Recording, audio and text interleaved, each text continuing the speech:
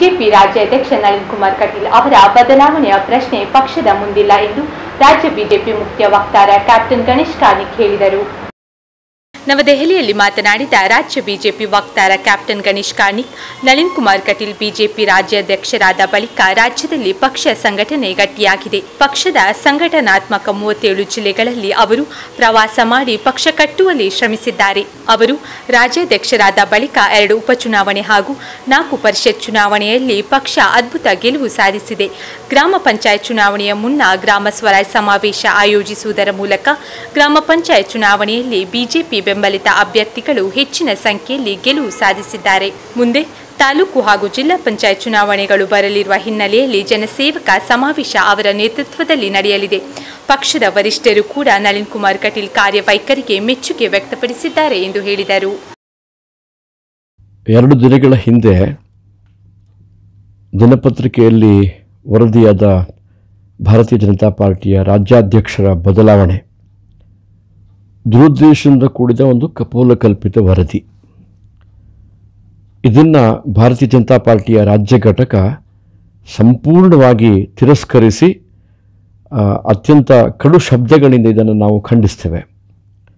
ಕಳೆದ 1.5 ವರ್ಷಗಳಲ್ಲಿ ಸನ್ಮಾನ್ಯ ರಾಜ್ಯಾಧ್ಯಕ್ಷರಾದ ಮತ್ತು ಸಂಸದರೂ ಆದ ನಳಿನ್ ಕುಮಾರ್ ಕಟೀಲ್ ಅವರು ಕಾಲಿಗೆ ಚಕ್ರ ಕಟ್ಟಿಕೊಂಡು ನಮ್ಮ 37 ಸಂಘಟನಾತ್ಮಕ ಜಿಲ್ಲೆಗಳನ್ನು ಅತ್ಯಂತ ವ್ಯವಸ್ಥಿತವಾಗಿ ಪ್ರವಾಸ ಮಾಡಿ ಸಂಘಟನಾತ್ಮಕವಾಗಿ ಪಕ್ಷವನ್ನು ಕಟ್ಟುವಂಥ ಕೆಲಸವನ್ನು ಮಾಡಿದ್ದಾರೆ. ಕೇವಲ ಜಿಲ್ಲೆಗಳನ್ನು ಮಾತ್ರವಲ್ಲ, ಮಂಡಲಗಳನ್ನು ಕೂಡ ಭೇಟಿ ಕೊಡುವಂಥ ಕೆಲಸವನ್ನು ಮಾಡಿ ಕಾರ್ಯಕರ್ತರಲ್ಲಿ ವಿಶ್ವಾಸ ತುಂಬಿದ್ದಾರೆ. ಅವರ ಅವಧಿಯಲ್ಲಿ ನಡೆದಿರುವಂಥ ಚುನಾವಣೆಗಳು 15 ಬೈ ಎಲೆಕ್ಷನ್ 2019ರಲ್ಲಿ ಉಪಚುನಾವಣೆಗಳು 12 ಭಾಜಪಾ ಗೆದ್ದುಕೊಳ್ತು. 2020ರಲ್ಲಿ ಮತ್ತೆ ಶಿರಾ ಮತ್ತು ಆರ್ ನಗರಕ್ಕೆ ಚುನಾವಣೆ ಆಯಿತು, 2 ಭಾಜಪಾ ಗೆದ್ದುಕೊಳ್ತು.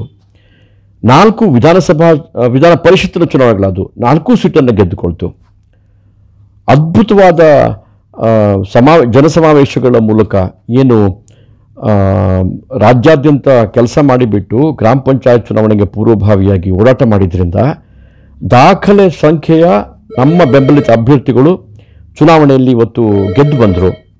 ಈಗ ಮುಂದೆ ಜನಸೇವಕ ಸಮಾವೇಶ ನಡೆಯಲಿಕ್ಕಿದೆ, ಅಲ್ಲಿ ಮತ್ತೆ ಭಾರತೀಯ ಜನತಾ ಪಾರ್ಟಿಯ ಅಭ್ಯರ್ಥಿಗಳು ತಾಲೂಕ್ ಪಂಚಾಯತಲ್ಲಿ ಮತ್ತು ಜಿಲ್ಲಾ ಪಂಚಾಯತಲ್ಲಿ ಗೆದ್ದು ಬರ್ತಾ ಇದ್ದಾರೆ.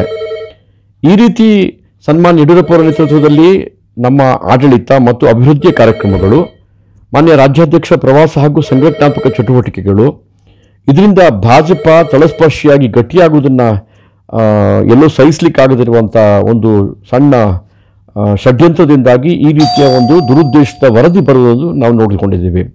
ಹಾಗಾಗಿ ಇಡೀ ಪಕ್ಷಕ್ಕೆ ಮತ್ತು ಪಕ್ಷದ ಎಲ್ಲ ಕಾರ್ಯಕರ್ತರಿಗೆ ಸನ್ಮಾನ್ಯ ರಾಜ್ಯಾಧ್ಯಕ್ಷರ ಚಟುವಟಿಕೆ ಮೇಲೆ ವಿಶ್ವಾಸ ಇದೆ, ಗೌರವ ಇದೆ. ಜನ ಅವರನ್ನು ಅತ್ಯಂತ ಗೌರವದಿಂದ ಸ್ವೀಕಾರ ಮಾಡಿದ್ದಾರೆ. ಪ್ರಶ್ನೆ ಉದ್ಭವಿಸುವುದೇ ಇಲ್ಲ, ರಾಜ್ಯಾಧ್ಯಕ್ಷರ ಬದಲಾವಣೆ ಹೇಳುವಂಥ ಸಂಗತಿ ಉದ್ಭವಿಸುವುದೇ ಇಲ್ಲ.